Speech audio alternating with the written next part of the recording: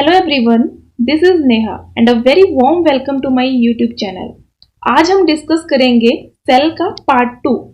Part 1 हम पहले discuss कर चुके हैं और उसका लिंक मैंने डिस्क्रिप्शन में डाल दिया है। इसको देखने से पहले पार्ट 1 जरूर देखें, तभी आपको ये वाला पार्ट समझ आएगा। तो आइए शुरू करते हैं आज का हमारा topic, basic structure of the cell. Cell के पास स्पेशल कंपोनेंट या स्ट्रक्चर प्रेजेंट रहते हैं जिन्हें सेल ऑर्गेनेले कहते हैं, और ये ऑर्गेनेले जो हैं कुछ एसेंशियल फंक्शन परफॉर्म करते हैं जो कि जीवित रहने के लिए बहुत जरूरी है। हर एक सेल के पास 3 मेन कंपोनेंट होते हैं। ये रहे तीनों कंपोनेंट। पहला है सेल मेम्ब्रेन जो कि सेल की बाहरी लेयर है। दूसरा है न्यूक्लियस जो कि गोलाकार स्ट्रक्चर है, सेल के ही अंदर प्रेजेंट है। तीसरा है साइटोप्लाज्म जो कि लिक्विड कंपोनेंट है और सेल के सारे ऑर्गेनेलेज इसी में फ्लोट करते हैं। आइए तो हम डिटेल में जानें। पहला मेन कंपोनेंट है सेल मेम्ब्रेन जो कि सेल की सबसे बाहरी लेयर है। आप डायग्राम में देख भी सकते हैं। इसे प्लाज्मा लेमा या प्लाज्मा मेम्ब्रेन भी कहते हैं। ये प्लांट सेल और एनिमल सेल दोनों में प्रेजेंट रहती है। लिपिड और प्रोटीन से ये लेयर बनी होती है। इसे कवरिंग या बाउंड्री भी कहते हैं सेल की, जो सेपरेट करती है साइटोप्लाज्म को बाहरी एनवायरनमेंट से, और सेल के जितने भी ऑर्गेनेले हैं वो इसी मेम्ब्रेन से कवर रहते हैं। इस मेम्ब्रेन को सेलेक्टिवली परमिएबल या सेमी परमिएबल भी कहते हैं। ऐसा क्यों? क्योंकि ये सेलेक्टिव सब्सटेंसेस को ही सेल के अंदर और बाहर जाने देती है। फॉर एग्जाम्पल प्लांट्स के केस में प्लांट्स जो है वो कार्बन डाइऑक्साइड लेते हैं, ऑक्सीजन छोड़ते हैं। एनिमल्स ऑक्सीजन लेते हैं और कार्बन डाइऑक्साइड छोड़ते हैं। तो ये प्लांट में ऑक्सीजन और कार्बन डाइऑक्साइड की जो मूवमेंट होती है वो सेल की सेल मेम्ब्रेन के थ्रू ही होती है। तो अब हम समझेंगे कि सेल मेम्ब्रेन के थ्रू गैसेस या किसी अदर सब्सटेंसेस की मूवमेंट जो होती है वो कैसे होती है। ये मूवमेंट जो होती है 2 फिनोमिना के थ्रू हो सकती है। पहला है डिफ्यूजन, दूसरा है ऑस्मोसिस। डिफ्यूजन जो है गैसेस की सडन मूवमेंट है। ऑस्मोसिस जो है पानी के मॉलिक्यूल्स की मूवमेंट होती है। डिफ्यूजन और ऑस्मोसिस दोनों जो है वो हाई से लो कंसंट्रेशन की ओर मूव करते हैं। डिफ्यूजन जो है ऑक्सीजन और कार्बन डाइऑक्साइड का जो मूवमेंट होगा इसमें वो सेल मेम्ब्रेन के थ्रू होगा। ऑस्मोसिस को डिफ्यूजन ऑफ सॉल्वेंट भी कहते हैं क्योंकि इसमें मूवमेंट जो होता है वो डिफ्यूजन की ही तरह हाई से लो कंसंट्रेशन की ओर होता है, पर डिफ्यूजन में गैसेस मूव करती हैं और ऑस्मोसिस में क्या मूव कर रहा है? पानी मूव कर रहा है। तभी इसे डिफ्यूजन ऑफ सॉल्वेंट कहते हैं। सॉल्वेंट का मतलब है लिक्विड यानी पानी, ठीक है। तो आइए अब हम डिफ्यूजन और ऑस्मोसिस को डायग्राम के थ्रू समझें। डिफ्यूजन को समझेंगे। इस पहले सेल में जो है ऑक्सीजन कम है और सेल के बाहर जो है ऑक्सीजन ज्यादा है। तो अब ऑक्सीजन जो है वो ज्यादा से कम की ओर मूव करेगी, सेल के बाहर से अंदर की ओर मूव करेगी। इस दूसरे सेल की बात करें तो इसमें सेल के अंदर ऑक्सीजन ज्यादा है और सेल के बाहर ऑक्सीजन कम है, तो ये सेल के अंदर से सेल के बाहर की ओर मूव करेगी।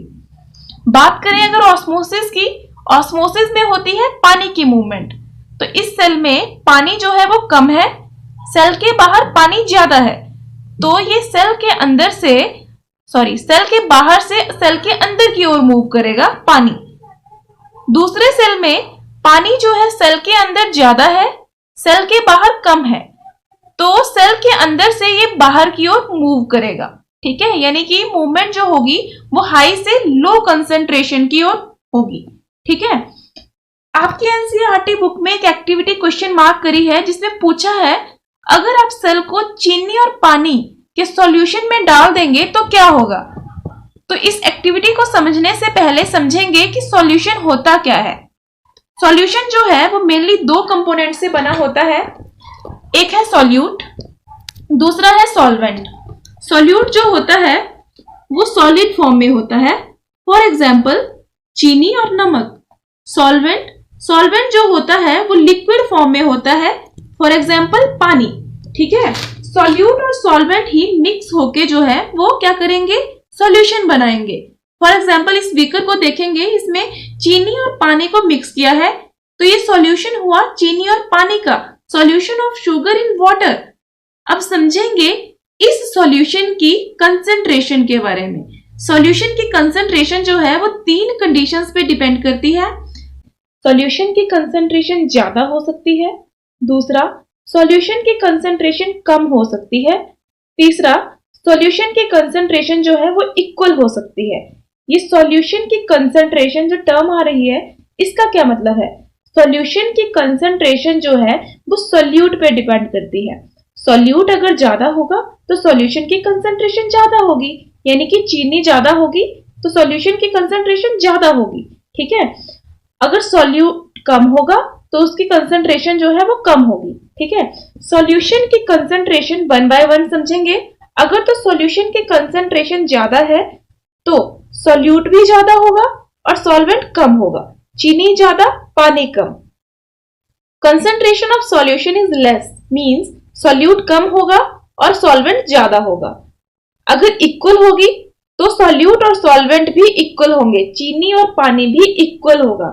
अगर बात करें मूवमेंट की तो मूवमेंट जो होगी वो हमेशा सॉल्वेंट की ही होगी और सॉल्यूट कभी मूव नहीं करता, यानी पानी मूव करेगा, चीनी या नमक मूव नहीं करेंगे। ठीक है, जहां पानी ज्यादा होगा वो कम की ओर मूव करेगा। अब इस कंडीशन के बेसिस पे सॉल्यूशन की जो कंसेंट्रेशन थी इसके बेसिस पे सॉल्यूशन के 3 टाइप होते हैं, समझेंगे। पहला है हाइपरटोनिक सॉल्यूशन, दूसरा है आइसोटोनिक सॉल्यूशन, तीसरा है हाइपोटोनिक सॉल्यूशन। हाइपर मींस ज्यादा, मींस मोर सॉल्यूशन कंसेंट्रेशन, यानी ऐसा सॉल्यूशन जिसकी कंसेंट्रेशन ज्यादा होगी वो होगा हाइपरटोनिक सॉल्यूशन। कंसेंट्रेशन ज्यादा होने का मतलब है इसमें सॉल्यूट ज्यादा होगा और पानी कम। दूसरा है isotonic solution, iso means equal, equal solution concentration, यानी कि सॉल्यूट और सॉल्वेंट इक्वल होंगे। हाइपोटोनिक सॉल्यूशन, हाइपो मींस कम, मींस ऐसा सॉल्यूशन जिसकी कंसेंट्रेशन कम होगी, यानी सॉल्यूट कम होगा और पानी ज्यादा होगा। समझेंगे इस डायग्राम की हेल्प से। बात करें अगर इस पहले बीकर की, इसमें हम हाइपरटोनिक सॉल्यूशन लेंगे, यानी कि चीनी ज्यादा और पानी कम वाला सॉल्यूशन। इसमें हम सेल को डिप करेंगे और कुछ घंटों बाद ऑब्जर्व करेंगे तो हम पाएंगे कि वो सेल सिकुड़ गया है। ऐसा क्यों हुआ होगा? ऐसा इसलिए क्योंकि सेल में जो था वो पानी ज्यादा था और सॉल्यूशन में पानी कम, तो पानी ने ज्यादा से कम की ओर मूव किया।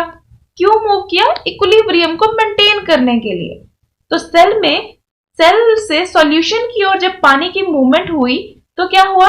वो सेल जो है वो सिकुड़ गया, पानी के बाहर निकलते ही सेल सिकुड़ गया। ठीक है, बात करेंगे इस दूसरे बीकर की, इसमें हमने आइसोटोनिक सॉल्यूशन लिया, ऐसा सॉल्यूशन जिसमें सॉल्यूट और सॉल्वेंट दोनों इक्वल थे।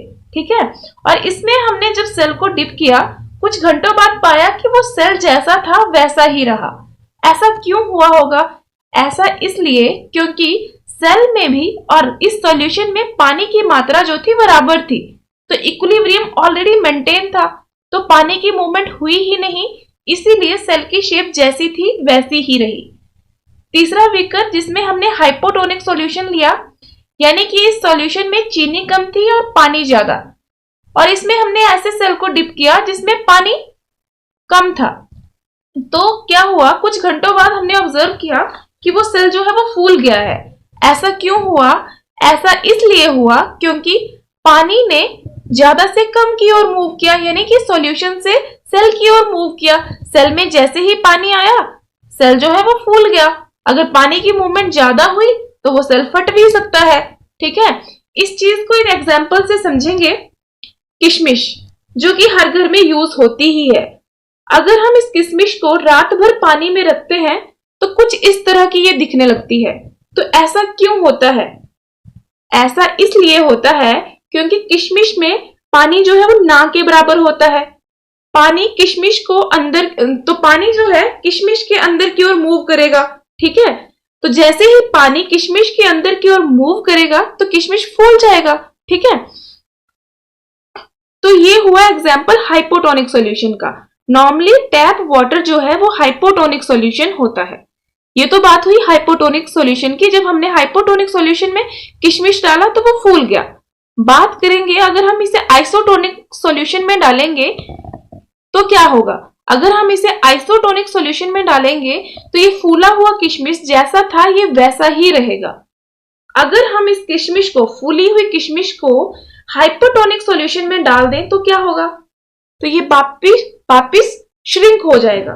ऐसा क्यों होगा, क्योंकि किशमिश में पानी ज्यादा था और सॉल्यूशन में जो हाइपोटोनिक सॉल्यूशन था वो क्या हुआ, उसमें चीनी ज्यादा और पानी कम। यानी कि चाशनी में अगर हम किशमिश को डालेंगे तो क्या होगा, वो श्रिंक कर जाएंगी। ठीक है, ऐसा क्यों होगा, क्योंकि पानी हमेशा ज्यादा से कम की ओर मूव करता है, तो किशमिश इस तरह से दिखने लगेंगी। ठीक है, तो ये तो बात हुई सॉल्यूशन के टाइप्स की। अब बात करेंगे सेल वॉल। सेल वॉल जो है सेल मेम्ब्रेन की तरह ही सेल की आउटर कवरिंग होती है, बट ये प्लाज्मा मेम्ब्रेन प्लांट सेल में होती है। एनिमल सेल में सेल वॉल नहीं होती।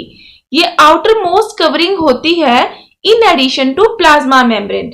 यानी कि ये प्लाज्मा मेम्ब्रेन तो प्रेजेंट होती ही है, इसके बाहर से सेल वॉल प्रेजेंट होती है। ठीक है, ये मेनली जो है सेलुलोज की बनी होती है, जो कि एक टाइप का कार्बोहाइड्रेट है।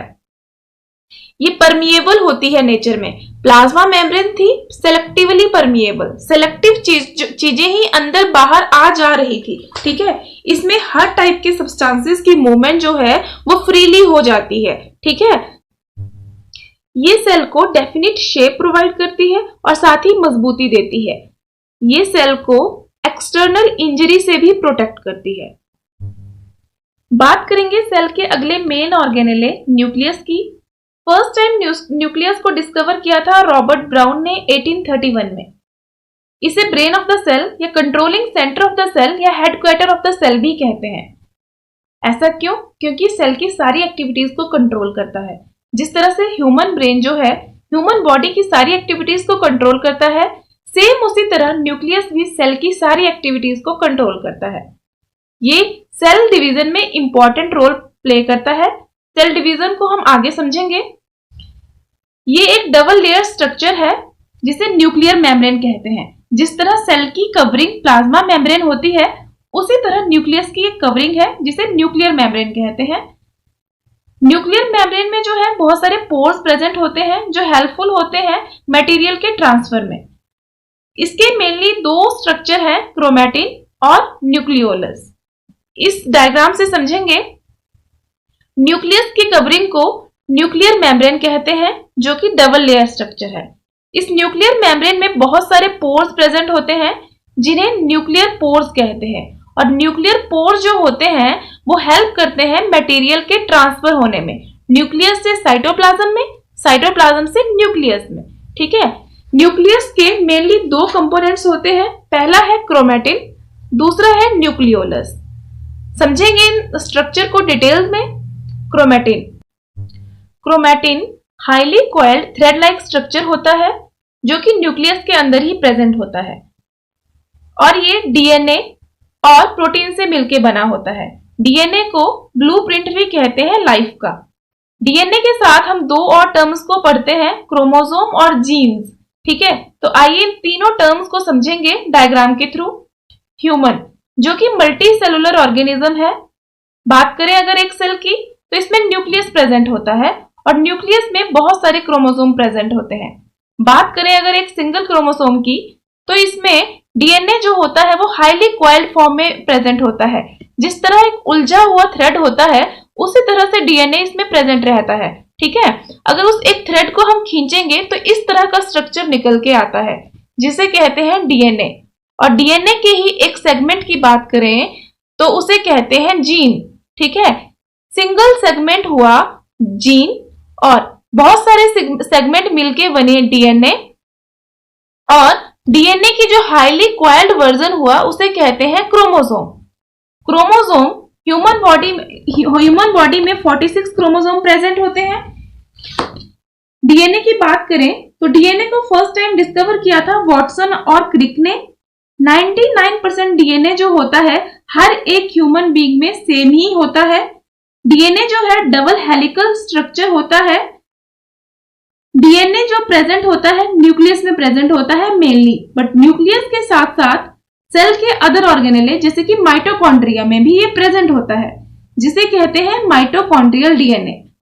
और बात करें प्लांट सेल की, तो ये प्लांट सेल में भी प्रेजेंट होता है क्लोरोप्लास्ट के अंदर। ठीक है। डीएनए को जेनेटिक मटेरियल या जेनेटिक इंफॉर्मेशन भी कहते हैं। ऐसा क्यों? क्योंकि मदर का डीएनए और फादर के डीएनए से मिक्स होके ही चाइल्ड का डीएनए बनता है।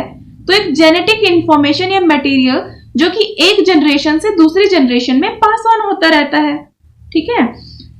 डीएनए में एक टर्म बहुत बार सुनी जाती है, डीएनए टेस्ट। वो क्या है? डीएनए टेस्ट जो है वो जेनेटिक डिसऑर्डर को डिटेक्ट करता है, साथ ही क्रिमिनल को इस टेस्ट के द्वारा पकड़ा जा सकता है।